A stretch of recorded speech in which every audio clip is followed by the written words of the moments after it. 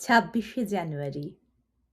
যতক্ষণ পর্যন্ত আমরা অন্তরের দুয়ার খুলিয়া সারবস্তুর সন্ধান না পাই, ততক্ষণ আমাদের সুকর্ম পালন সম্ভবপর হয় না।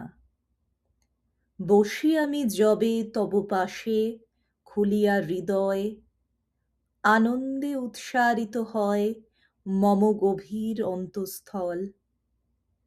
ধরো তুমি তব হস্তে এ গৃহের চাবি, না জানিয়া এ গোপন কথা ঘুরিলাম কত আমি নিকটে সুদূরে। জগতে এমন লোক নাই যে প্রথম অন্তরের গভীরতম প্রদেশে প্রবেশ না করিয়া সে আপন জীবনকে কল্যাণপ্রসূ সুদূর প্রসারী করিতে সক্ষম হইয়াছে।